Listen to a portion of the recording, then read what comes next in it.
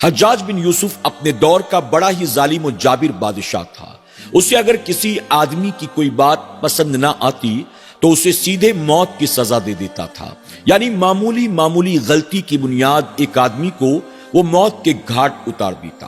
بہت سے لوگوں نے حجاج بن یوسف کو سمجھانے بجھانے کی کوشش کی، یعنی چند چاپلوس قسم لوگوں کے علاوہ جو اس دور کے پڑھے لکھے لوگ تھے، اللہ کے نیک بندے تھے، جو علماء اکرام تھے، وہ حجاج بن یوسف کی اصلاح کرنے کی کوشش کرتے، اس سے یہ کہتے تھے کہ تو رجوع کر لے، توبہ کر لے، تو کمزوروں پر ظلم کرنا بند کر دے۔ لیکن حجاج بن یوسف کا حال یہ تھا کہ وہ اصلاح کرنے والوں کی بات پر ناراض ہو جاتا، ان کی اصلاح کو قبول کرنا تو دور کی بات، وہ انہیں یا تو ڈراتا دھمکاتا یا تو انہیں سزا کے طور پر قید میں ڈال دیتا یا موت کے گھاٹ اتار دیتا۔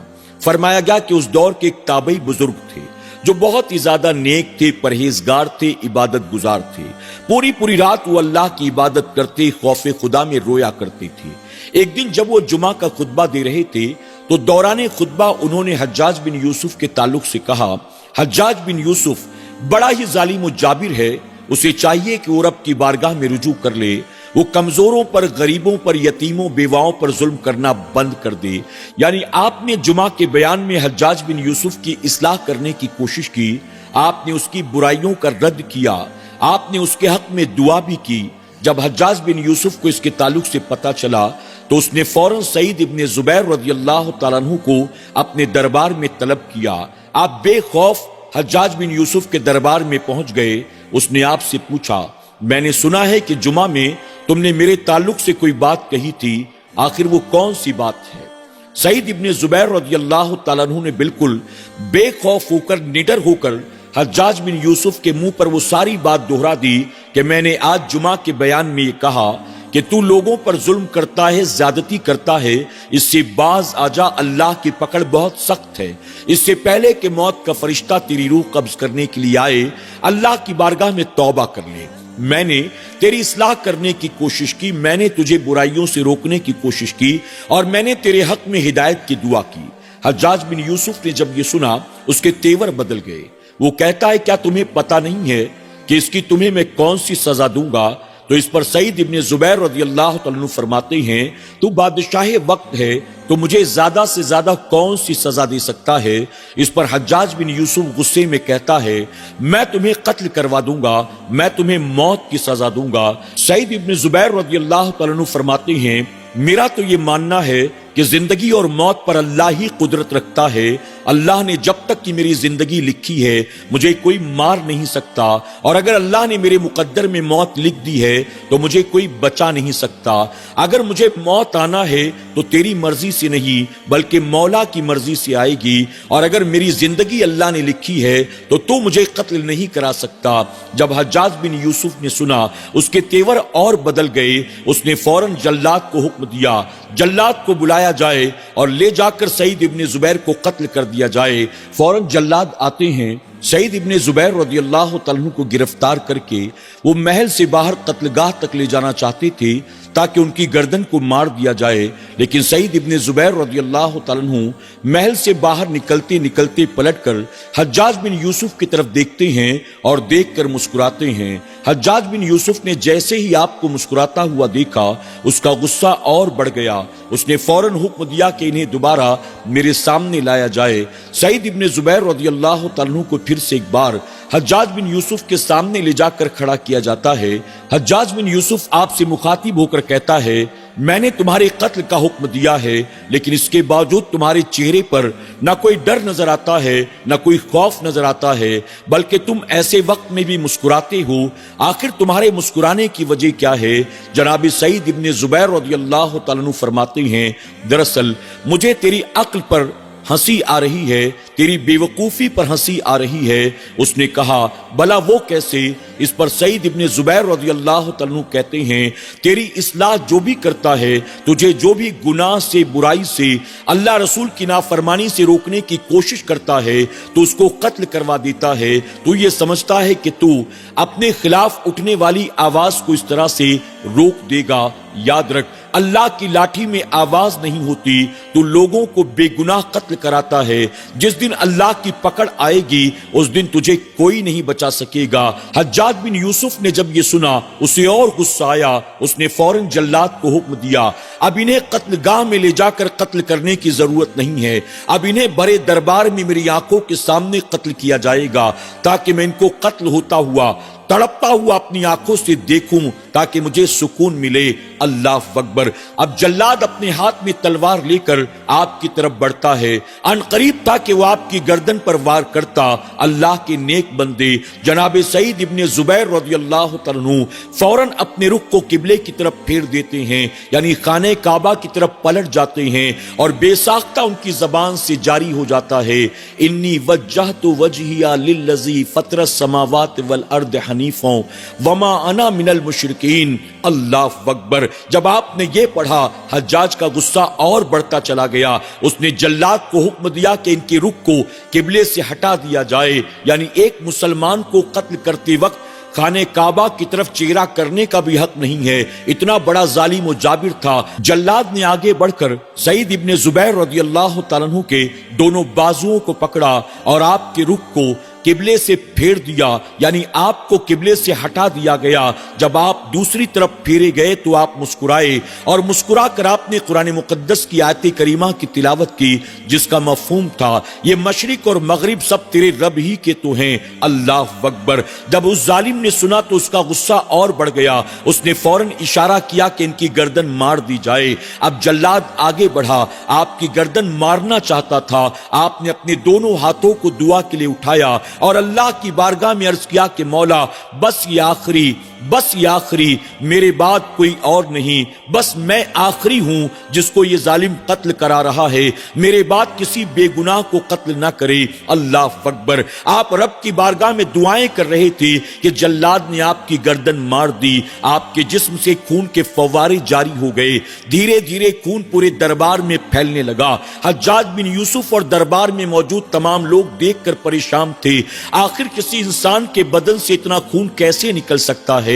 حجاج بن یوسف نے وہاں موجود علماء کو بلایا اور بلا کر کہنے لگا کہ اس سے پہلے میں نے کئی انسانوں کا قتل کرایا ہے، لیکن کسی انسان کے جسم سے اتنا خون تو نہیں نکلا، یہ پہلا انسان ہے جس کے بدن سے اتنا خون نکلا ہے جتنا کہ کسی اونٹ کے بدن سے نکلتا ہے، آخر اس کی وجہ کیا ہے؟ تو علماء نے حجاج بن یوسف سے کہا دراصل ان سے پہلے تو نے جس کسی کو بھی قتل کرایا ہے، قتل سے پہلے اس کے دل میں تیرا خوف پیدا ہو جاتا، ڈر پیدا ہو جاتا، دہشت پیدا ہو جاتی، جس کی وجہ سے اس کے بدن کے اندر موجود خون سوکھ جاتا تھا اور قتل کے بعد اتنا خون نہیں بہتا تھا۔ لیکن سعید ابن زبیر کو جب تو نے قتل کرنے کا حکم دیا، ان کے دل میں کوئی ڈر نہیں تھا، کوئی خوف نہیں تھا، کوئی دہشت نہیں تھی، یہی وجہ ہے کہ ان کے جسم سے اتنا خون بہا ہے۔ اللہ اکبر۔ حجاج بن یوسف نے جب یہ سنا اس کے دل میں خوف اور ڈر پیدا ہو گیا۔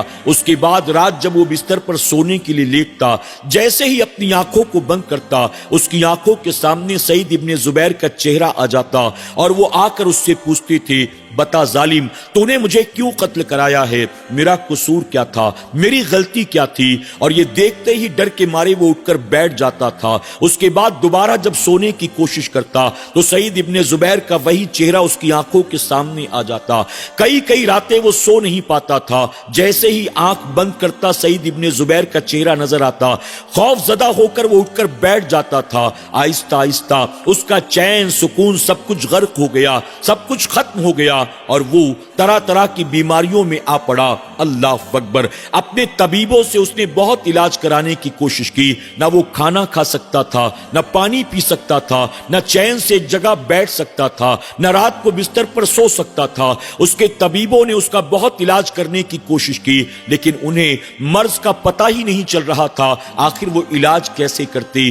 آخرکار تنگ آ کر اس نے بغداد کے ایک بہت ہی بزرگ اور بہت ہی ماہر طبیب کو بلایا اور کہا ہو سکتا ہے کہ انہیں پتہ چل جائے کہ کہ میرا مرض کیا ہے۔ بغداد کے وہ طبیب آتے ہیں، آنے کے بعد وہ حجاج بن یوسف کی تمام طرح کی جانچ کرتے ہیں اور جانچ کرنے کے بعد کہتے ہیں تیرے اندر بظاہر تو کوئی مرض نظر نہیں آتا، کوئی بیماری پکڑ میں نہیں آتی، پھر آخر تیری یہ بے قراری، تیری یہ بے چینی اور بے تابی کیوں کر ہے، مجھے سمجھ میں نہیں آتا۔ حجاج بن یوسف کہتا ہے بنا بیماری کے، بنا کسی مرض کے آخر ایسا کیسے ہو سکتا ہے، کچھ نہ کچھ تو ہوگا، آپ پتہ کرنے کی کوشش کریں۔ اس پر بغداد کے طبیب نے کہا ایک طریقہ اور ہے تیرے مرض کو جاننے کا۔ اس نے کہا جو کرنا پڑے آپ کریں، بس مجھے اس بیماری سے نجات چاہیے۔ آخرکار طبیب نے ایک پتلے سے دھاگے میں گوشت کے چھوٹے سے ٹکڑے کو باندھا اور باندھنے کے بعد کہا اس گوشت کے ٹکڑے کو آپ کے حلق کے نیچے اتارنا پڑے گا، اس کے بعد دوبارہ کھینچ کر باہر نکالنا پڑے گا، اس سے شاید آپ کے مرض کا پتہ چل جائے۔ حجاج بن یوسف نے کہا جو کرنا ہے آپ کریں، بس مجھے راحت اور آرام چاہیے۔ اب طبیب نے ایک پتلے سے دھاگے میں گوشت کے ٹکڑے کو باندھا، باندھنے کے بعد اس کے منہ کے اندر رکھ دیا، اس کے بعد چمچ کے ذریعے اس گوشت کے ٹکڑے کو ڈھکیل کر اس کے حلق کے نیچے اتارا گیا۔ حلق کے نیچے جب وہ گوشت کا ٹکڑا چلا گیا، کچھ دور اندر تک اس کو پہنچنے دیا گیا۔ اس کے بعد اس طبیب نے دھاگے کے ذریعے اس گوشت کے ٹکڑے کو دوبارہ باہر کھینچا۔ آہستہ آہستہ کھینچ کر جب گوشت کے ٹکڑے کو باہر نکالا تو موجود تمام لوگ دیکھ کر حیران رہ گئے۔ گوشت کا ٹکڑا جیسے جیسے باہر نکل رہا تھا ویسے ویسے تیز بدبو آ رہی تھی۔ جب پوری طرح سے وہ گوشت کا ٹکڑا باہر آیا تو لوگوں نے دیکھا کہ اس کے اندر بہت سارے کیڑے مکوڑے لگے ہوئے تھے، یعنی اس کے جسم کے اندرونی حصوں میں کیڑے پڑ چکے تھے اور کیڑے جو ہے اس گوشت کے ٹکڑے کے ساتھ باہر آئے تھے۔ اللہ اکبر! اس گوشت کے ٹکڑے سے اتنی بدبو آ رہی تھی کہ اس بدبو کی وجہ سے دربار میں موجود تمام لوگ بدک کر بھاگ گئے، یہاں تک کہ وہ طبیب جو بغداد سے آیا تھا وہ خود بھی اٹھا اور بھاگنے لگا۔ اس پر حجاج بن یوسف نے کہا ارے تو بھاگتا کہاں ہے، جاتا کہاں ہے، میرا علاج تو کر۔ حجاج بن یوسف نے اسے بہت روکنے کی کوشش کی لیکن طبیب نے کہا دراصل تجھے بیماری روحانی ہے اور علاج جو ہے جسمانی کیا جا رہا ہے، کچھ آسمانی بیماری تجھے ہوئی ہے اور علاج دنیاوی کیا جا رہا ہے، اس لیے تجھے کوئی فائدہ نہیں ہوتا، تیری اس بیماری کا علاج میں نہیں کر سکتا، ایک ہی علاج ہے تو اللہ کی بارگاہ میں رجوع کر، توبہ اور استغفار کر، اپنے گناہوں کی معافی مانگ، تجھے دوائیاں کھلا کھلا کے آرام نہ ہوگا، تو رب کی بارگاہ میں توبہ کر، تو نے کسی کی ہائے لی ہے، تو نے کسی کی بددعا لی ہے، اس وجہ سے تو اس بیماری میں مبتلا ہوا۔ جب حجاج بن یوسف نے یہ سنا اسے فوراً سعید ابن زبیر یاد آ گئے، ان کی وہ بات اور ان کی وہ آخری دعا یاد آ گئی۔ اس کے بعد جن بے گناہوں کو ظالم نے قتل کرایا تھا وہ سارے کے سارے بے گناہ ایک ایک کر کے اسے یاد آنے لگے اور وہ سمجھ گیا کہ اب میری زندگی کا آخری وقت آ گیا ہے۔ اس نے اپنے قریبی لوگوں کو بلایا اور بلانے کے بعد انہیں وصیت کی جب بھی میرا انتقال ہو میرا جنازہ رات کے اندھیرے میں اٹھایا جائے۔ لوگوں نے پوچھا آپ ایسا کیوں چاہتے ہیں؟ وہ کہتا ہے میں نے لوگوں پر بڑا ظلم کیا ہے، بڑی زیادتی کی ہے، اگر دن کے اجالے میں میرا جنازہ اٹھایا جائے گا تو ہو سکتا ہے کہ لوگ میرے جنازے کی بے حرمتی کریں، ہو سکتا ہے کہ لوگ میرے جنازے میں شرکت نہ کریں، اس لیے رات کے اندھیرے میں اٹھانا۔ اور ساتھ ہی وہ اس بات کی بھی وصیت کرتا ہے مرنے کے بعد جب مجھے دفن کیا جائے تو میری قبر کو زمین کے برابر کر دینا، یعنی میری قبر کا نام و نشان تک باقی نہ رہے۔ لوگوں نے کہا تو کلمہ پڑھنے والا ہے اور کلمہ پڑھنے والے کی قبر کم سے کم ایک بالشت ہونی چاہیے، یعنی زمین سے ایک ہاتھ اونچی ہونی چاہیے، تو کیوں چاہتا ہے کہ اسے زمین کے برابر کر دیا جائے؟ حجاج بن یوسف کہتا ہے کہ میں نے اپنی زندگی میں لوگوں پر بڑا ظلم کیا ہے، وہ لوگ میرے سامنے مقابلہ کرنے کے قابل تو نہ تھے، جیتے جی تو کوئی میرے مقابلے میں نہ آیا، لیکن میں نے جو لوگوں کا دل دکھایا ہے، لوگوں پر جو ظلم و زیادتی کی ہے، ہو سکتا ہے کہ لوگوں کو میرے قبر کا پتہ چل جائے تو وہ قبر کو بھی اکھاڑ کر پھینک دے، میری لاش کو بھی نکال کر پھینک دے، اس لیے میں چاہتا ہوں کہ بعد مرنے کی میری قبر کو زمین کے برابر کر دیا جائے تاکہ کسی کو پتہ بھی نہ چلے کہ میری قبر کہاں ہے۔ اللہ اکبر! ناظرین اکرام، تاریخ انسانی میں جو سینکڑوں ہزاروں ظالم و جابر بادشاہ گزرے ہیں ان سب کا آخر میں انجام یہی ہوا۔ یہ تو حجاج بن یوسف تھا، چاہے نمرود ہو، چاہے فرعون ہو، چاہے قارون ہو، چاہے شداد ہو، جس کسی نے بھی اقتدار کی بنیاد، طاقت کی بنیاد، حکومت کی بنیاد، مال و دولت کی بنیاد، ظلم کیا، زیادتی کی، ان سب کی آخرت تباہ و برباد ہو گئی ہے۔